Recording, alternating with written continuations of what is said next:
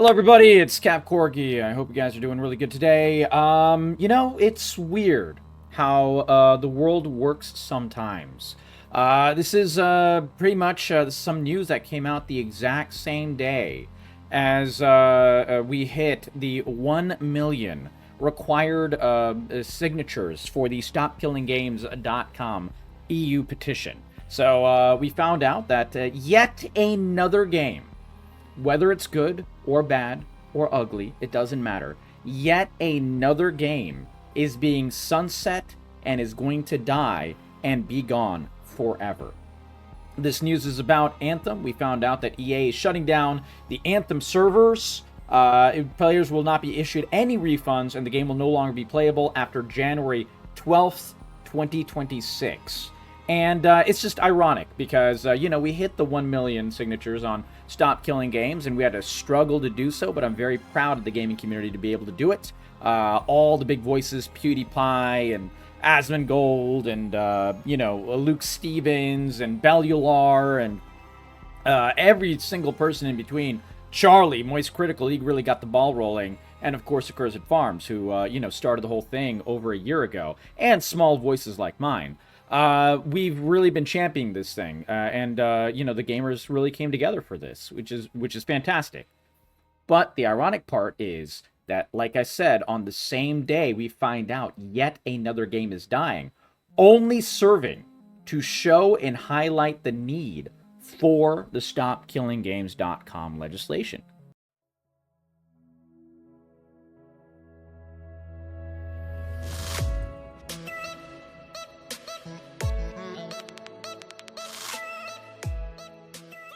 This is exactly why this is required.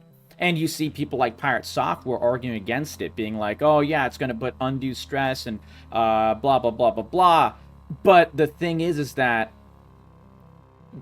this shows everyone directly the exact same day why we are fighting so hard. Why we want the StopKillingGames.com movement to go forward and protect consumer rights. Because right now, companies like EA, or really any company, can shut down any game for any reason, period whatsoever. And, need I remind you, Anthem was a game that was in development for 8 years or something like that from BioWare. And it was a game that was an abject failure at launch, sure.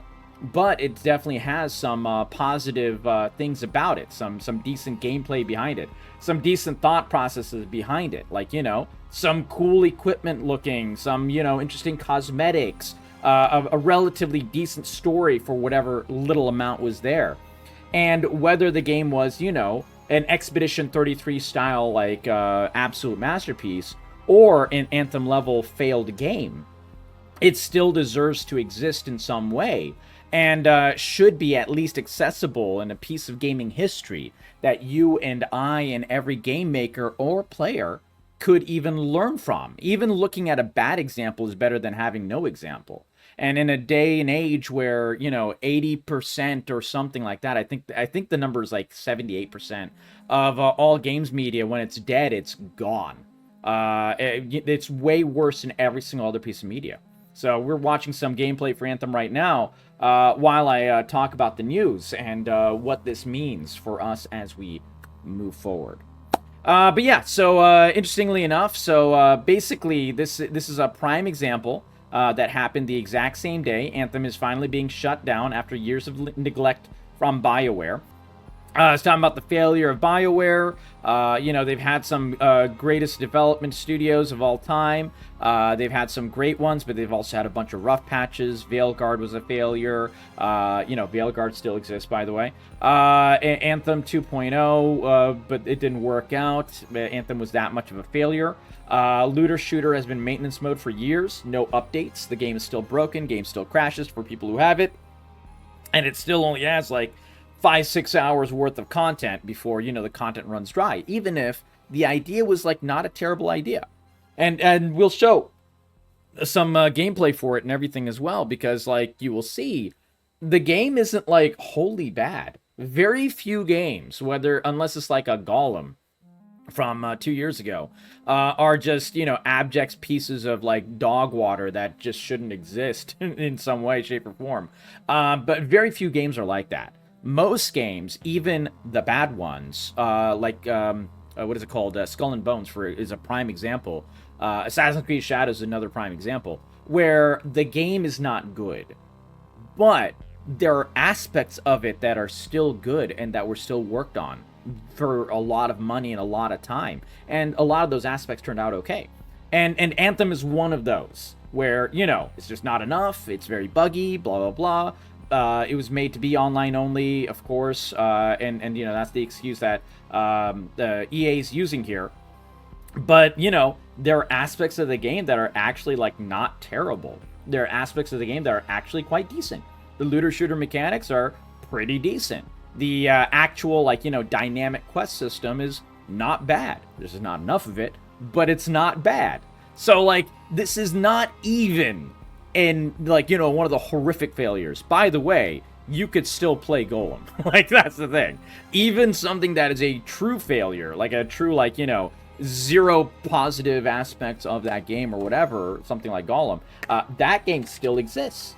That game you could still buy. Why? Because it's not an always online piece of junk.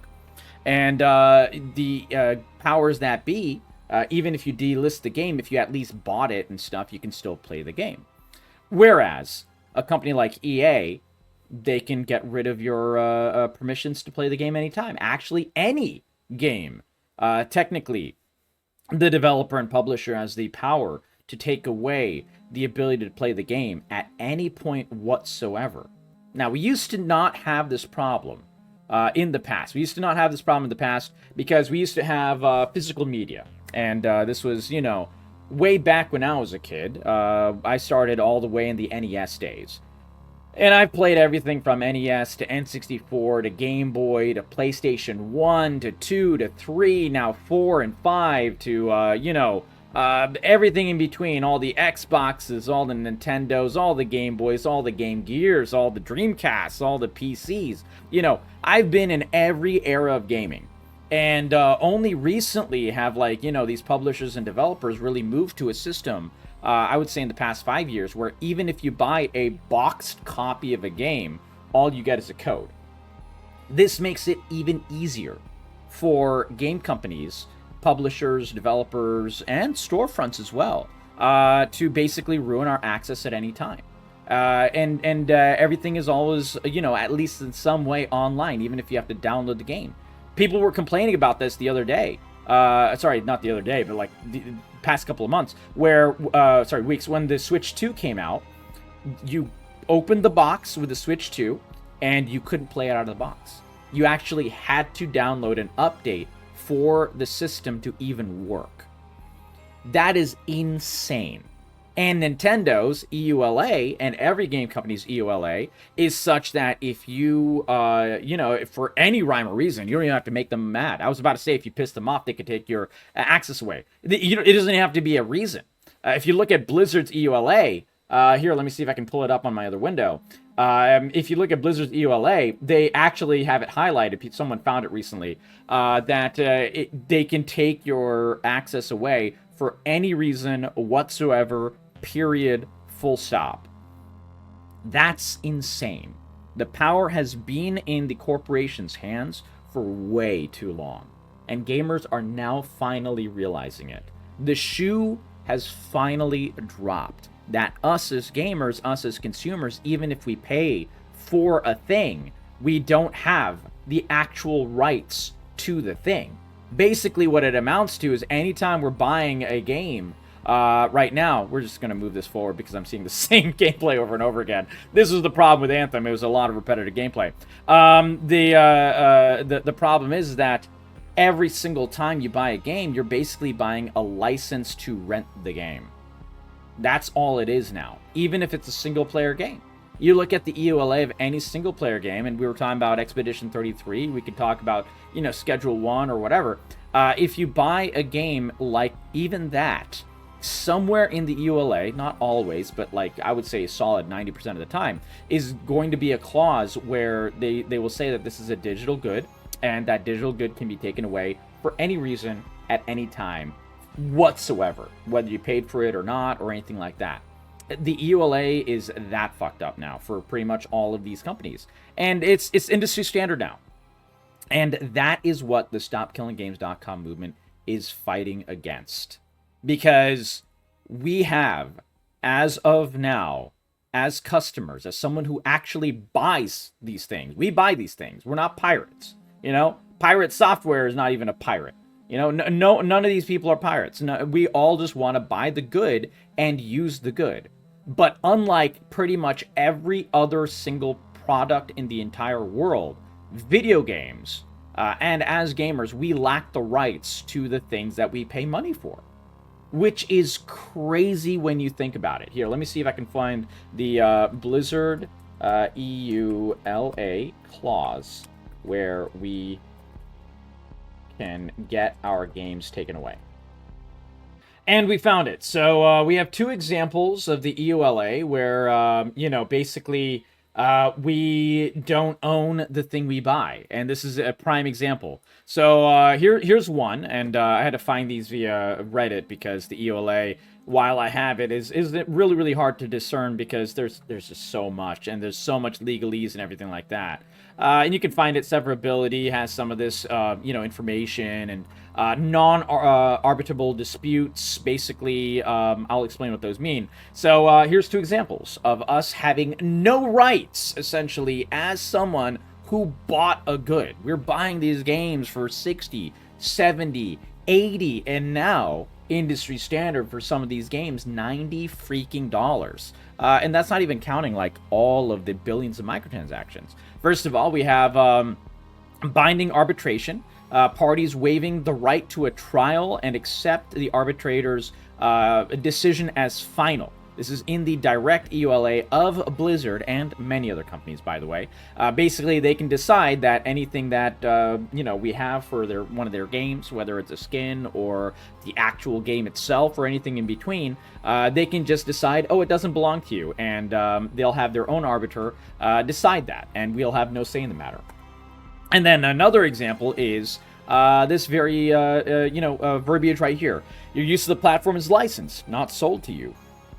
And you hereby acknowledge that no title or ownership with respect to the platform or the games is being transferred or assigned, and this agreement should not be construed as a sale of any rights. All access to and use of platform and games is subject to this agreement, and later on you can very, very easily find that the agreement can be canceled for any reason whatsoever. And they're like, oh, don't worry, we'll usually only cancel this if there's a violation of the EULA. But it even says there that it's only like, oh, it's only usual if it's a violation. But it doesn't have to be. Basically, as gamers, as customers, we have no rights, which is completely unlike every single other good on the planet. Can you imagine that if you got a, you know, a car, and the car, you buy it, you don't lease it. A lease is very different because you know you're going into a lease, and you know at the time a lease expires, you give the car back or whatever, and then you can, you know, change the lease. You can have a lease to own. You can do all kinds of different things like that. But I'm talking about a car that you buy. You go to a used car salesman. You have a car for $5,000. You slap him $5,000. He gives you the deed of the car. You have the car. Now imagine if when they did that, they also had an EULA where they could take away the right to your car at any time. That wouldn't make much sense, would it? Same thing for, you know, any good. Your laptop. Dude, my laptop, I stream and make my videos and game and everything from a pretty darn good laptop. However, that laptop broke last year, and I lost all access to my laptop until it got replaced. Inadvertently, I had one of my old laptops from like 10 years ago. And that guy, even though it is not a very strong laptop, especially nowadays, it's, you know, barely runs. The only game I could play and stream was like Fallout 3 and Fallout New Vegas, because somehow those games don't really use that much CPU, and CPU was the major bottleneck on those on that computer way back in the day. Either way, that laptop, 10 years old, is missing a chunk out of it, a physical chunk. just gone from the top corner of it. If I pull it apart, I could pull apart the entire laptop if I wanted to. Obviously, I don't, but like I could. But besides that physical damage, the laptop still works. There is nothing that's forcing me into some kind of server. There's no rights that were taken away for that laptop, that piece of hardware. Nothing of the sort. And whatever I could use it for until the actual hardware on it fails, like the hard drive breaks or, you know, the RAM stops working or whatever like that, it still could be used. Now imagine if that wasn't the case. You're only, you know, when you buy the laptop, Microsoft could decide, hey, you don't actually own your laptop anymore, and we can terminate your user license agreement for the laptop at any point whatsoever. This is a slippery slope here, folks. So this is already happening with games. This is already happening with music, by the way, because of streaming services, though you know what you're getting into with a streaming service, like Netflix and stuff. It's just ubiquitous now that it's getting too common. And as a result, people are getting used to not having rights to anything. And but we're slowly headed to a place where all of these rights could be taken away. And video games are very much clearly the first one where rights are taken away. And we have none of these rights anymore. Basically showcasing the need for legislation like the StopKillingGames.com movement is trying to push. And this is where we come back to BioWare and to Anthem. This is just one of the examples of a game that has been taken away forever. And, you know, we have access to it until January 2026. But after that, even if you bought the game, even if you spent hundreds of dollars in microtransactions on the game, which I don't know why you would, but just say even if you spent $2 of microtransaction on the game is gone. The access is gone. It is, you can't even boot it up anymore. And let me see if there's a, yeah, here we go. Here's the FAQ. So in the FAQ, why can't I play Anthem in offline mode? Fantastic question, by the way, and one that the StopKillingGames.com movement is trying to actually change the answer to. But right now, the answer is Anthem was designed to be online only, so once the servers go offline, the game will no longer be playable. By the way, this entire quote has nothing to do with anything. It doesn't even make any sense, because there are plenty of games, whether they're MMOs or live service games or whatever, that when the game stopped being supported, it was sunsetted in an ethical way that actually still allowed games to be, accessed. This was the industry norm for a very, very long time. You can still play Quake, the original Quake, all the way from, like, what is it, 28 years ago or something? You can still play that online if you're able to finagle it. Like, you have to jump through hoops, of course, but they didn't take the access away. It was a peer-to-peer server, in fact, so you could actually still do it. Same thing with, at least previously with Warcraft 3. You could still at least play Warcraft 3 custom games and Warcraft 3, the map like Dota, original Dota and everything, easily. And you'd have to be able to connect with someone, but it was a peer-to-peer connection, so it wasn't using Blizzard servers at all. And so, arguably, that might be the longest-running game possible until they decide to take that away. But it is even true for even very recent games. We have, what is it called? Marvel's Avengers. This game was absolutely an abject failure. Literal dog water. But it still had some decent things, and you can no longer purchase the game. However, you can still play the game. I could still install this game for 100 gigabytes if I wanted, and at least play this single-player mode. If I try to connect anything, it doesn't work. That's fine. You can at least still play this single-player mode. And this game is one of the widely known worst games of the entire, 2019 to 2020 saga and era. It was an abject failure, costed Sony, what is it? I think, $200 million to make. They made like no money on the game. The game was, widely heralded as a complete abject failure, constantly crashing, completely unoptimized. The gameplay was very repetitive in the end game, even though the story was actually pretty good. Shockingly good, in fact. But that game can still be played. There's an MMO called The Secret World. Secret World is made by Funcom, who now make the Dune Awakening game. And Dune Awakening is widely heralded as a very positive game in 2025, which is great. I've not played Dune, by the way, but I did cover what Dune should be and could be and stuff all the way in the betas and when we were having early access info from the developers themselves, doing like interviews and so on and so forth. So I've been pretty hyped about the game at least existing, even though it might not be something I play. Regardless, Funcom is the people who make that game. They started way back when I was in early college, with an MMO called The Secret World, really cool MMO that was a very interesting meld of obviously MMO combat, but also mystery and puzzle solving. Everything was like a mystery vibe where you're finding werewolves and vampires and stuff. Cool idea, really cool idea. The game ended up dying. The Funcom game director, I think, left the game and was replaced by someone who wanted to make it into a console and mobile version of the game, and completely destroyed the level of the game, and they re-released The Secret World as The Secret World Legends. Secret World Legends failed, and as a result of that failure, they decided to shutter the game, at least in terms of the support of the game.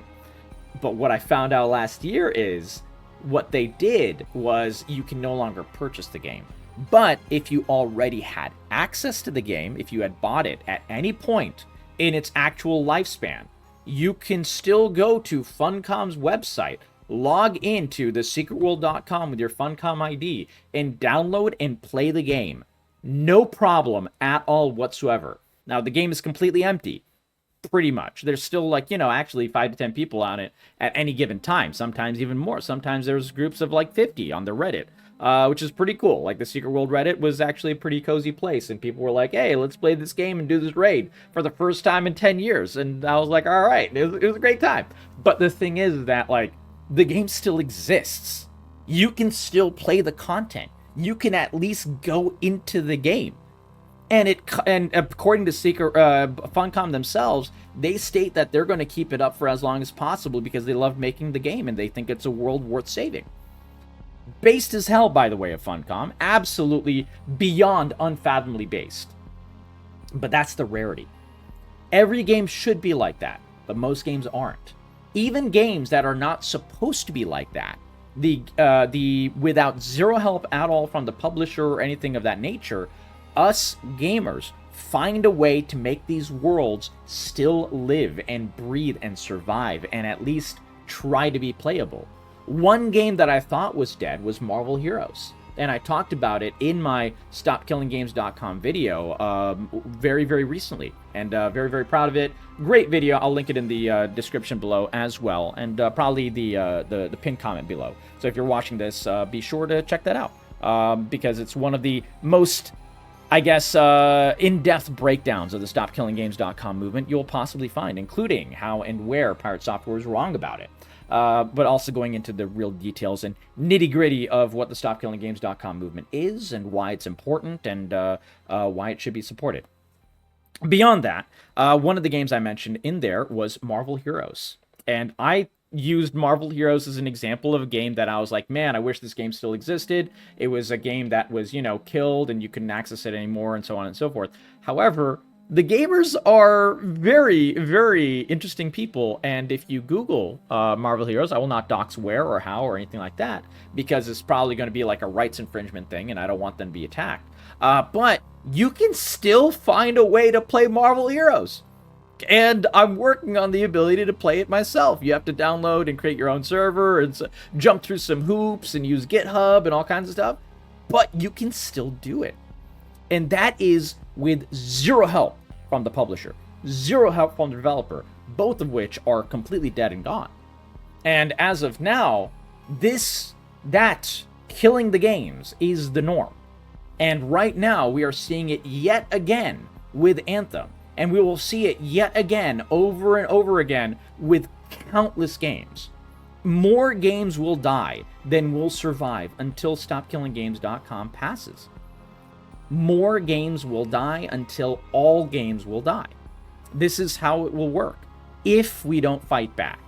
And Anthem is the prime example because it happened on the exact same day. Now let's go back to see if there's anything else from Dexerto. Following why the game wouldn't be playable, Anthem was, I read that. Regardless of how many hours you put in the game or how much you purchase it for, the product you bought will be rendered useless. And also, you will get no money, no refunds whatsoever. This is inherently a raw deal. And this is something that is like a rights issue as well. And this is something that people like Pirate Software will never get a grasp on. Because people like that, who are inherently dishonest about this subject, do not realize or care or are willing to acknowledge that game makers and publishers have had more rights than they should have for a very, very long time. And by that, I don't mean more rights than, the consumer has. That's usually how it works with any product, and that's fine. But they have more rights than any other product of any type, period, full stop. We had a prime example of this with Apple. And years ago, not too many years ago, it was actually relatively recent, Apple tried to basically defend their right to cause us to have forced obsolescence. This was a thing in the, Louis Grossman, Rossman, who is a great content creator as well. He's very, very pro-consumer and everything like that. He's actually covered Stop Killing Games, the movement as well, even from the very, very beginning. Absolutely unfathomably based human being. He's covered this situation in far greater detail than I ever will. But, broad strokes is Apple had, the clause for forced obsolescence. And they said that they could get rid of our ability to even work the iPhone that we bought. And this is how they did it for many, many years. Until it was fought in the EU courts. And in the EU courts, which is the exact same place that we are trying to fight the StopKillingGames.com movement, and this is where we're trying to have the petition get passed. The forced obsolescence was basically deemed illegal by the EU courts. And guess what? Apple had to change their tune. And Apple had to basically give the right to repair their iPhones and use USB correctly, that's in universal USB, and so on and so forth. Many other horrifically consumer unfriendly practices were negated by the EU courts. We're only asking for the exact same type of deal here for video games. I think this is a very, very interesting subject, and this is one reason I've covered it. Not only do I care about games and I want them to function forever, but also this is a very interesting subject because this is a rights subject. And every single time people stay silent, the rights move farther and farther away from us. And every single time we have to raise our voices, people like Pirate Software push back because they get a little pissy and angry, and they decide that our rights as consumers, as gamers, are not worth it. No, that's not true. I say nay. I say our rights are worth it, and the gamers' rights are worth it. And the game companies need to start figuring out how to make it work on their end, because many games do work on their end to make sure that we can still access their game. However, far too many don't. And the ones that do are essentially what amounts to doing us a favor. And the ones that don't are industry standard. So I think it is high time for us to have the rights pushed back in some way, in some small semblance of a way, back to the consumer and the gamer, you and I. For once in our fucking lives, in the past 10, 15, 20 years. A lot of the gamers that are watching this, if you're watching this video, you probably don't even remember a time where you had these rights. Because you used to have these rights, and you might be too young for then. You might not have even known what an N64 is. You might not even know what a PlayStation 1 is, what a disc is. You might not even know what a disc is. You might be young enough watching this video that all you know is anything past the Nintendo Switch or the PS4 or the PS3 even. And that's totally fine. We had online games then as well. So there's an entire possibility that if you're watching this video, you or perhaps your little brother or little sister may not even know what a physical disc copy is. And that is yet another reason to fight so hard for the StopKillingGames.com movement. Basically, that's all I had to really say here. I just wanted to, talk about Stop Killing Games again, and talk about how important the movement is and how much it is important to go to StopKillingGames.com. And if you're an EU, citizen, to sign the petition and get your family to sign the petition as well. Get your mom to sign it, get your dad to sign it, get your uncles, your aunts, your brothers, your sisters, your girlfriend, your hairdresser, your former roommate. As long as they're an EU citizen, anyone can sign it if you convince them to do so. And we need all the signatures possible. Because for the EU and the UK version as well, there's a UK one that required 100,000 and the EU that required 1 million. And we've crossed both thresholds, but the more votes we get, the stronger our position and platform are, and the more that the lawmakers will listen. It's just a very, very important thing for all of us to know. And I'll talk about this until I'm blue in the face. You will absolutely find more videos about this subject here. I will always be a champion for consumer rights. I will always be a champion for gamer rights. When it's a company like Ubisoft or EA or any such, Nintendo, doing something Xbox doing something dog shit to kill games, kill game development, kill game companies or whatever, I will cover it. When it is something this broad, where it's the actual world of gaming fighting against us tooth and nail with developers like Pirate Software, stating that their rights are stronger than ours, I will absolutely cover it as well. And I hope you guys like this video. I hope you guys like this information.